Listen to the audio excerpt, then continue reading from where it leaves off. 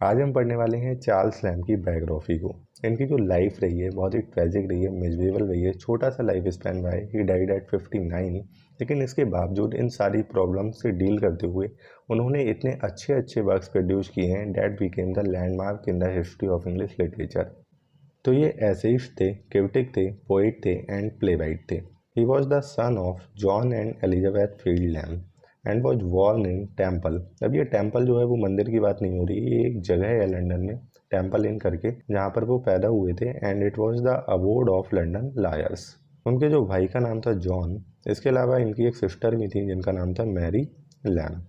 अब बात करते हैं अगर चार्ल्स की, उनकी एजुकेशन कहाँ पे हुई, अर्ली एजुकेशन। तो आपको बता दूँ, जो चार्ल्स के पेरेंट्स थे दे वर सर्वेंट्स, और जो उनका एम्प्लॉयर था उन्होंने ही उन्हें एजुकेट किया है। उन्हें एक लंदन चैरिटी स्कूल में भेजा था जिसका नाम था क्राइस्ट हॉस्पिटल।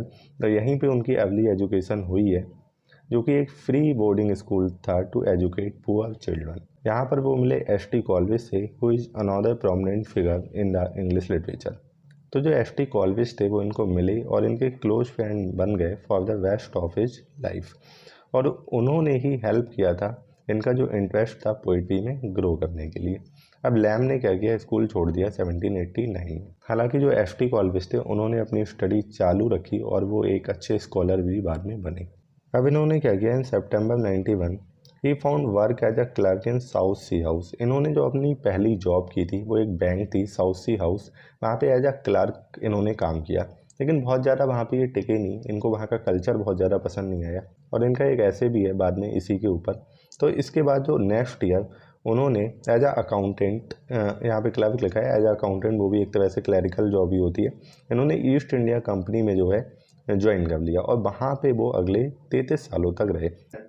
इन्होंने ईस्ट इंडिया कंपनी में एज एन अकाउंटेंट ज्वाइन किया था और 33 सालों तक वहाँ पे काम किया। अभी ये वहाँ से तभी रिटायर हुए जब इनकी जो हेल्थ थी वो डिटेरियोरेट होना चालू हो गई। इनकी हेल्थ जो थी, वो जो स्वास्थ्य था वो गिरना चालू हो गया। इसके बाद वो वहाँ से रिटायर हो गए। He fell in love with Ann Simmons in 1792। और ये उनकी जो अर्ली सोनेट्स उन्होंने लिखी थी इन्हीं के ऊपर लिखी थी। लेकिन जो उनकी ग्रैंड मदर थी उन्होंने इस रिलेशनशिप को डिस्करेज किया, क्योंकि उनकी फैमिली में इंसैनिटी थी, पागलपन था।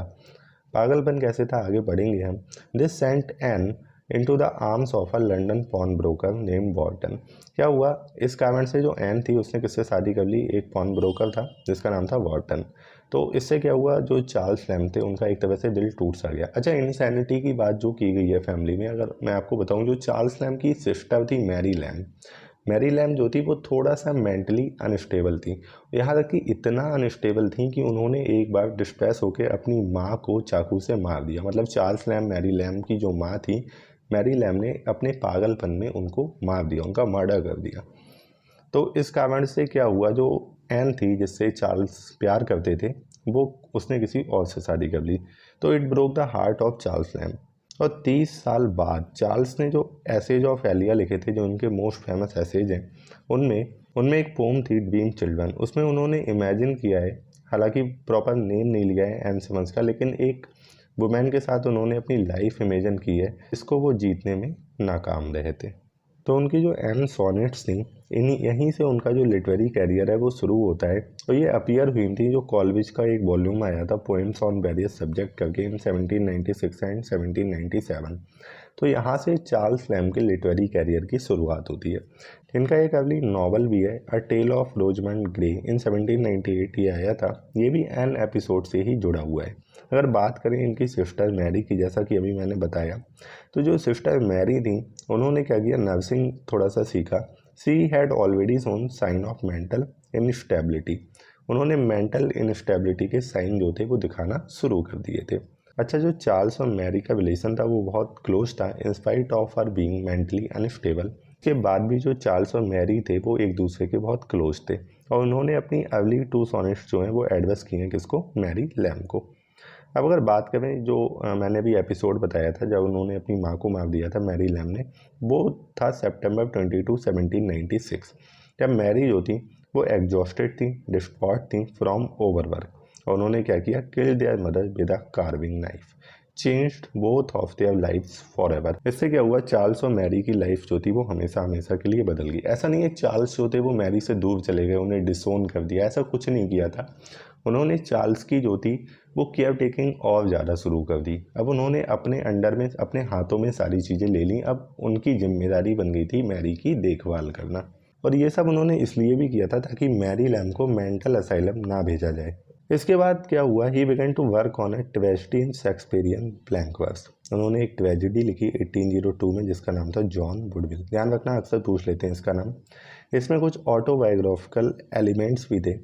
While there are a few fine lines and the writing in general is competent and but unoriginal, plotting and characters are weak and it was never produced। कभी produce नहीं की गई, उन्होंने लिखी बट कभी पब्लिश नहीं हुई। ओके, इसी के साथ इनका एक प्ले आया था द वाइफ्स ट्रायल। ये ब्लैंक वर्स में लिखा गया था। ये भी बहुत ज़्यादा पॉपुलर नहीं हुआ, पब्लिश हुआ था 1828 में ब्लैकवुड मैगजीन में। तो वो बहुत बाद में पहुंच गए इनके कैरियर में। प्लेज की बात कर रहे हैं इसीलिए, क्योंकि इन्होंने बहुत कम प्लेज ही लिखे थे। तो एक जो इनका जो वाइफ ट्रायल करके प्ले था वो ब्लैकवुड मैगजीन में पब्लिश हुआ था। लेकिन वो प्ले ही क्या जो स्टेज तक ना पहुंचे, फिर तो वो मीनिंगलेस है। कोई प्ले क्यों लिखा जाता है? ताकि वो स्टेज पे परफॉर्म किया जाए। अगर वो स्टेज पे परफॉर्म नहीं हो रहा है वो प्ले एक तरह से सक्सेसफुल नहीं माना जाता है। तो उनका जो ओनली प्ले था to reach on the stage date was Mister H. Okay, और ये जो था ये प्रोज में लिखा गया था। अब by 1822 he had developed what was to his Elia prose style. इन्होंने क्या किया था, 1820 से 1825 के बीच में इनके एसेज ऑफ एलिया आए थे। एलिया क्या था, एक सूडोनिम था जिसके अंडर इन्होंने ये एसेज कंपोज किए थे। तो ये इनके पब्लिश हुए थे लंदन मैगजीन में, और ये बहुत पॉपुलर हुए थे और इनके मोस्ट फेमस वर्क्स में भी आते हैं। नेक्स्ट पॉइंट है, he met Wordsworth who became a lifelong friend through college in 1797। 1797 में क्या हुआ था, ये वर्ड्सवर्थ से मिले थे जो कि इनके हमेशा के लिए फ्रेंड मिल गए। और ये वर्ड्सवर्थ से कैसे मिले थे, कॉलेज के थ्रू मिले थे। उन्होंने अपनी ग्रैंड मदर पे भी एक पीस ऑफ राइटिंग लिखा था जो कि डेवलप हुआ ड्रीम चिल्ड्रन में। ड्रीम चिल्ड्रन एक पोम है, जैसा अभी मैंने आपको बताया था। ड्रीम चिल्ड्रन में उन्होंने एक लाइफ इमेजिन की थी उस औरत के साथ में, उस वुमेन के साथ में जिसको वो जीतने में नाकाम रहे थे। और इसके साथ ही इन्होंने अपने ग्रैंड मदर के कुछ रेमिनेंट्स जो हैं वो उसमें याद किए हैं। इसी के साथ इनका एक वर्क आया था the old familiar faces, written in 1798। और इसमें कुछ बहुत अच्छी लाइन्स है, बहुत पसंद आएंगी आपको। Some they have died, some they have left me, some are taken from me, all are departed, all are gone, the old familiar faces.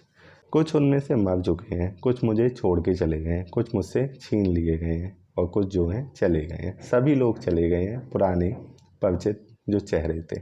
तो ये बहुत ही अच्छी लाइन है और अभी तक ये पढ़ी जाती है। तो इन लाइंस में कितना दर्द छुपा है। जो चार्ल्स लैम्ब की लाइफ थी उसका दर्द, चार्ल्स लैम्ब अपनी जो लव लाइफ थी वो उसको नहीं शुरू कर पाए। क्यों? क्योंकि उनकी सिस्टर जो थी वो मेंटली अनस्टेबल थी, उनकी माँ मर गई, उनके जो माँ बाप थे वो बहुत ही पुअर थे, सर्वेंट थे, उनके जो एम्प्लॉयर थे उन्होंने उनको पढ़ाया, वो भी एक फ्री के बोर्डिंग स्कूल में। उसके बाद उन्हें अपनी पढ़ाई छोड़कर नौकरी करनी पड़ी। तो नौकरी भी उन्होंने जो पहली नौकरी की थी वो उन्हें छोड़नी पड़ी, बहुत ज़्यादा पसंद नहीं आई। दूसरी नौकरी भी ऐसा नहीं उन्हें बहुत ज़्यादा अर्निंग देती हो, मतलब वो अपनी एक तरह से लाइफ जो थे वो चला रहे थे। उनका जो लिटरेरी कैरियर था वो भी उतना अच्छा नहीं चल रहा था इनिशियली। एसेज ऑफ एलिया तो बहुत बाद में आए थे ना, वो आए थे 1823 में, 1833 में। तो जब तक वो पॉपुलर हुए तब तक तो वो मर गए। 1834 में ही डाइड। तो मतलब जो भी उनकी फेम थी वो उसका फ़ायदा नहीं ले पाई एक तरह से। आज हम चार्ल्स लैम्ब को इतना पढ़ते हैं, लेकिन उन्होंने अपनी पूरी ज़िंदगी तो गरीबी में बिता दी, ना उन्हें कभी कोई खुशी मिली, ज़िंदगी भर डिस्ट्रेस रहे। तो ऐसी थी कुछ चार्ल्स लैम्ब की लाइफ। आगे अभी हम और पढ़ रहे हैं। अब जो नेक्स्ट पॉइंट है, the Triumph of well was published in hunts examiner. ये पब्लिश हुई थी 1812 को। इसी के साथ इनका एक और वर्क था the Gipsy's Malison, another harsh poem of Lamb's later year on the ill worn child. ये जो वर्क था, पोम थी, वो किसके ऊपर थी? एक इल वॉर्न चाइल्ड के ऊपर। इसके बाद इन्होंने एक और वर्क लिखा था अ फेयरवेल टू टबैको। लेकिन ये वर्क इन्होंने लिखा था, लेकिन he never give up smoking और lost his taste for drink though he tried often. उन्होंने बहुत बार ट्राई किया लेकिन वो कभी भी गिव अप नहीं कर पाए स्मोकिंग को और ड्रिंकिंग को। अब इन 1808 ये बहुत ही इनका फेमस वर्क है, एक क्रिटिकल वर्क है। He published his specimen of English dramatic poets who lived about the time of Shakespeare with commentary that was later admired by the young generation of romantics. जो younger generation romantics की थी, Keats थे, सैली थे, इन्होंने इस work को admire किया था। इस तरह से वो इस्टेब्लिश हो गए एज अ क्रिटिक। अगर बात करें उन्होंने कैश के लिए, पैसों के लिए, उन्होंने और मैरी ने एक जॉइंट वेंचर लिखा था गॉडविन की रिक्वेस्ट पे, and that was poetry for children in 1809। लेकिन ये इतना पॉपुलर नहीं हुआ। लेकिन इसके बाद उन्होंने एक और वर्क लिखा था that became very popular. Lamb were much more successful with Mr. Leicester's School in 1809 and Tales from Shakespeare in 1807, which has never since been out of print। मतलब ये जब से इनका लिखा गया ये वर्क मिस्टर लेसेस्टर्स स्कूल और टेल्स फ्रॉम शेक्सपियर, ये इतना पॉपुलर हुआ कि ये अभी तक पब्लिश होता है और अभी तक इसकी जो कॉपीज़ हैं वो बिकती हैं। जब ये कलेक्शन इनका सक्सेसफुल हुआ था, इन्होंने एक और कलेक्शन लिखा था। उन्होंने children's version of Homer's Odyssey and the adventure of Ulysses लिखा था इन 1808। In 1818, Lamb published his early works, and in 1819 he proposed to Fanny Kelly, a popular comic actress who was later a friend of Dickens and founder of the first dramatic school for girls. She refused him, confiding to a friend that she could not carry Mary's problems too। देखो, पहले इनको reject किया था M Simmons ने, उसके बाद इन्होंने फैनी कैली को प्रपोज किया और उन्होंने भी इनको रिजेक्ट कर दिया because of Mary's mental instable state. तो मतलब ये मैरी लैम्ब के कारण इनकी जो कभी लव लाइफ थी वो चालू नहीं हो पाई, कभी ये शादी नहीं कर पाए। अब बात करते हैं Charles and Mary did know a sort of parenthood in 1823। Charles और मैरी ने क्या किया, इन्होंने अडॉप्ट किया एक टीनेज ऑर्फन जिसका नाम था एमा आइजोला, who regarded their home as hers until she married Lamb's new young publisher Edward Moxon in 1833। अब जो एमा थी उसने शादी कर ली इनके एक यंग पब्लिशर से, एडवर्ड मॉक्सन से, इन 1833। और 1833 में जब एमा भी चली गई तो चार्ल्स जो थे वो एकदम से अकेले पड़ गए। अगर बात करें he wrote his famous essays of Elia in the London Magazine, ये मैंने अभी आपको बताया ही था, जो एसेज ऑफ एलिया थे जो वो कहाँ पब्लिश हुए थे, लंडन मैगजीन में। ये पॉइंट जो है वो ध्यान रखने वाला है। Last edition of essay of Elia appeared in 1833। He worked for his entire life at East India House, retiring in 1825। 1825 में वो ईस्ट इंडिया कंपनी से रिटायर हो गए। दो he wasn't happy in retirement, लेकिन वो खुश नहीं थे रिटायरमेंट से। He found that he was at a loss without work in his life. At a loss का मतलब होता है संशय में संदेह में कि क्या काम किया जाए क्या नहीं किया जाए। रिटायरमेंट के बाद उन्हें कुछ समझ नहीं आया। He was also struggling with Mary's illness, जो उनकी बहन थी मैरी, वो उसकी बीमारी से भी बहुत ज़्यादा परेशान थे। Playing a larger role and taking her away from him more frequently and for longer periods of time. In order to combat these feelings he began to drinking more. तो ये सारी चीज़ें जो उनकी लाइफ में चल रही थी, उन्होंने ड्रिंकिंग जो थी वो और ज़्यादा चालू कर दी।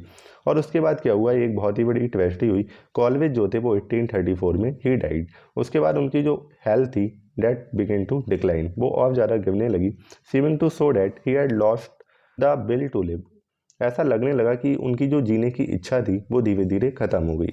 Charles died in December of 1834, a few short months after the loss of his friend. उसके बाद जो एक तरह से उनकी लाइफ में इतना अकेलापन छा गया, उनकी जो अडॉप्टेड डॉटर थी वो भी चली गई, उसकी शादी हो गई, मैरी की इलनेस से वो बहुत ज़्यादा परेशान थे, उनके जो फ्रेंड थे कॉलेज वो भी मर गए 1834 में, और उनकी जो एक बिल टू लिव थी वो एकदम से ख़त्म सी हो गई। और उसके बाद 1834 में ही ऑल्सो डाइड। तो ये थी चार्ल्स लैम्ब की बायोग्राफी। इसकी जो PDF है हमारे टेलीग्राम चैनल पर आपको मिल जाएगी, उसका जो लिंक है वो डिस्क्रिप्शन बॉक्स में पड़ा हुआ है, उस पर क्लिक कीजिए, टेलीग्राम चैनल को ज्वाइन कीजिए। इसके अलावा भी हमारे यूट्यूब चैनल पे जितनी भी ग्रामर की वीडियोज हैं TGT PGT से रिलेटेड, वो सारी चैनल पे अवेलेबल है, आप उनको भी देख सकते हैं। प्लेलिस्ट का भी जो लिंक है वो डिस्क्रिप्शन बॉक्स में पड़ा हुआ है। So if you like this video please subscribe the channel. Thank you.